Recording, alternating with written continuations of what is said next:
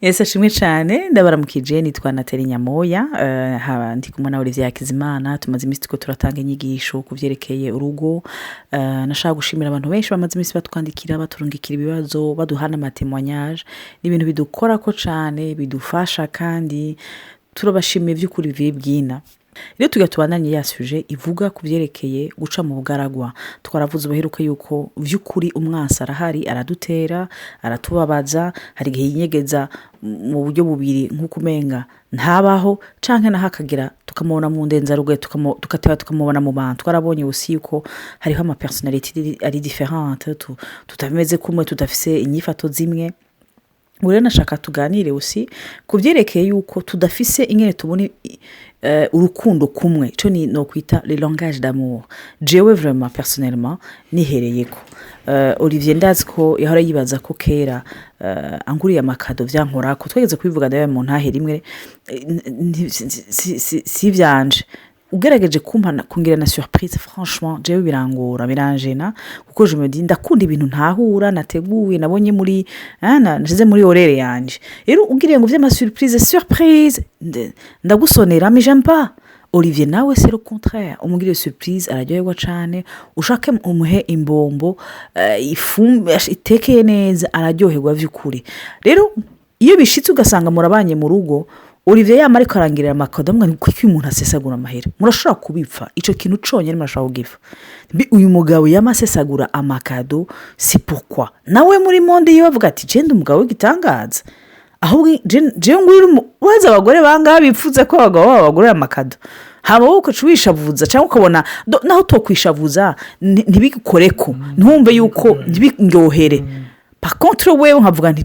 jiwe nibaza ko oya kamema abagabo ntibakunda ibintu by'amakado gacu usanga ndaswase l'occasion peut-être kumuhezagira donc ugasanga uwundi ashaka umwanya kumufatira umwanya ashaka ibintu bindi bidasa nk'ivyundi yifuza sinzi ico Olivier wo bivugako. Ico kintu Nathalie avuze kirakomeye gose. Ugiye kuraba twaravuze ama personnalité atandukanye abantu ko bateye mu buryo butandukanye nagomba kubabwira uko abantu batandukanye rero niko n'imvugo zabo zitandukanye. Hari abantu benshi kumbure mushobora kuba mutarasoma igitabo cyitwa Les 5 langages d'amour canke ubwoko butanu bw'imvugo z'urukundo. Ndabankuraje ababishoboye bashobore kugura icyo gitabo bagisome. Ni igitabo cyanyuguriye amaso kimpa gutahura ivyerekeranye na cyane mu rugo ururimi rukoreshwa. Murashobora kuvugana ikirundi n'uwo mwubakanye ariko mutariko muvuga ibintu bimwe mutariko muvugana langaje zimwe. Hama rero umuntu mu nyuma akibaza ati je naratewe satani yaranyinjiranye cyane iki mugabo ari uko gusa ukeneye guhindura akantu gatoye ushobore kumenya langaje y'uwo mwubakanye. Rero nkuko Nathalie yariko aravuga ku vyerekeranye na langage d'amour hariyo ubwoko butandukanye sinzi ko ndabwibuka bwose mugabo hariyo ikintu cyo gutanga ama compliment. Hariyo rero muri ayo marangaje atanu y'urukundo novuga harayo amwamwe usanga kenshi ku bagabo bakora izindi nazo ugasanga zirakora cyane ku bagabo babe ku bagore ariko nubwo novuga usanga biri particulier ku muntu wari we wese. Hari izo zo gutanga compliment par exemple nkanje Nathalie yambwiye ati wabigize neza numva ndigihanganye mashoke vyakomeye numva ari sawa numva mpagaze neza numva ari ibintu bimeze neza urumva. Hariyo rero abagabo bakeneye kuba encourager. Hari abagabo bumva niyo langage yitwa les paroles valorisantes kumva yuko abagabo rero baragikunda ico kintu yumve yuko atawusa nawe yumve yuko atawuhwanye nawe yumve yuko ari number 1 muri rugo. Hari abagabo rimwe na rimwe uvuga uti kameme ivyo umuntu yobigirira umwana abagabo baragikeneye. Kandi muri ico gitabo baravuga yuko iyo umuntu ukoresheje langaje yiwe usa n'uwujuje reservoir yiwe. Iyo rero imodoka wayujuje reservoir iragira ibirometero n'ibirometero donc nuko rero iyo umuntu wamuhaye langaje yiwe wamuvugiye muri langaje yiwe arumva yuko uri kure exprime urukundo. Sinzi ko murumva umugabo cyangwa umugore ariko arakuyagira akavuga ati ntaco ntakoze mugabo umenga nta na kimwe ndiko ndakora ni nk'uko woza ukambwira mu giheburayo cyangwa mu gishinwa ukambwira mesaje iri ipera imporuta sinshobora kuyitahura na gatoya urumva hariyo ikindi nacyo icyo navuga abagore nibo gikora ko cyane remomando karite remomando karite uyu twicaranye hano uyu tubakanye ni ibintu akunda cyane imana ishimwe cyane urumva momando karite yahora ambwira ati jewe wajya amakado umpa ni ukuri naho woyareka mugabo ujye umpa umwanya twicaranye muri salo mbone yuko uri kumwandaba mbone yuko uri kuranyumviriza ibyo ndakubwira sindakubwira uraba televiziyo sindakubwira uraba telefone numve yuko tuyera tu m'entends tu me comprends icyo kintu ndumva ko kinyujuje kurusha unguriye na bagandiyama naho wungurira ibintu bikomeye rwose urumva hamba icya gatatu nacyo ni ukumufasha mu dukorwa urumva reserivisi handuye niko bayita muri icyo gitabo kumva yuko ufashije uwo muntu bene data icyo kintu nakibonye nko kuri natali ni ikintu mbana urumva iyo ariko arakora ibintu nkaza ntindagufasha iki cyangwa inkora iki urumva apana bya bindi byo kwiyadukiza ngo ndabyutse ndogeje ibyombo cyangwa ndakoze mu nzu nabyo biramukora ariko iyo yagombye gukora ikintu akabona nanjye ndagiyemo ndacitanzemo ni ibintu bimukorako ibyo rero iyo nabidekuvye narahongotse urumva ariko igihe umuntu abidekuvye uragira natari muri icyo gihe ntasigara ari umuntu ashonje aguma avuga mbega uyu mugabo arankunda ntankunda mbega uyu mugabo turi kumwe cyane turi kumwe hari n'izindi rangaje nka zibiri natari nawe yogira icyo ababwiye ariko nizere yuko ibi bintu bishobora kubafasha kuko hari abantu usanga uri kuravugana n'umuntu umaze imyaka 10-20 ariko uri karabwira ukoresha ururimi atumva ramba nibaza aussi ko imbere y'uko mbandanya izo suje hasigaye zibiri ni byiza ko n'umuntu yiga guca bugufi kuko kenshi iyo wowe uvuga ururimi rwawe nk'uko avuga ati nkawe ibyo akunda amakado nkavuga oya nabanza avuge nanjye icyo jewe ko mfasha gukora cyangwa kugira gute cyangwa rero mu mondo karite wamushaka gusa kwifuza kunda kuri ibyo wifuza birasaba kamwe guca bugufi no gusaba imana ati imana petete sindavyumva nk'uko avyumva mana ntahuza igituma Olivier akunda amakado je ne comprends pas sindavyumva mugabo ntahuza cyangwa ushiremo umutwaro ico ubona cyo mufasha mu mutima icyo mukora kuko après tout turakeneye ayo amasinyo atuma turemeshwa tubona ko dukunzwe rero biragoye ko wamuri kurabirandeza n'umutwe wawe n'ubwenge bwawe ni byiza kuhumekerwa ariko comme Olivier yabivuze vraiment twariduduye cyane hariho rero ugutanga amakado ugutanga ikintu ukabona yuko umuntu akunda ikintu yakiriye kivuye iwawe hari n'ico bita retouche physique c'est-à-dire umuntu yumva ko muri kumwe amufashe muri kumwe kumuyambire hari abantu banka kubakorako naho mubakanye cyane nko mu Burundi wacu ugasanga nibize yuko tutegeranye by'igipfasoni mbwa hari abantu usanga bashaka ko bamwicaranye pana kwicarana ko mwamwicaranye hafi canke muri ko muragenda ahantu mwe baramufasha ukuboko yumva ko agiye mu ijuru rero utangwa kumwe ati mbege ivyo uri kurigira nibiki uramukomerekeje muri intellect mu mutima wiwe nivyo yumva hari n'igihe rero abagabo ugasanga c'est plus aussi tourner vers la sexualité navyo birumvikana mais ico naco nashaka cyane kuvuga kuvyerekeye aussi les hormones zishobora gutuma umugore rimwe na rimwe atishura umugabo ndibuka ko tweze guhura n'umugore yarafise inda ikuze arambwira ati j'ai vraiment des problèmes de libido c'est-à-dire kwifuza umugabo kubera sinzi gituma je nibaza ko satani yanteye ndaturika ndatwenga ndamwe ni inshuti yanje nta satani arimwo aho bisubiye kugaruka kuri ca kindi Olivier yavuze ati hari gihe duca mu bwaragwa tukibaza ngo satani tumubona ahantu hose acarambwa ati jewe n'ukuri nibaza ko natewe satani twicaranye ngo je nibaza ko umugabo azohava hunga camwe nti c'est tout à fait normal ni ibintu vyumvikana cane kubera urafise imbanyi rero ifise imbanyi ubufise amahormone muri wewe akora différemment hari igihe ariko umugore abagore batatu iyo bafise imbanyi batifata kumwe kuko amahormone kuri bo atifata kumwe n'umugore yashobora kuba yaranavyaye inda ntiyigera imera kwa kuninye turejuru gutyo nyene canke avyare kwa kundi ushobora kuvyara neza imbanyi ya mbere ya kabiri ya gatatu ya kane ikakwanikira aho gira cesarienne rero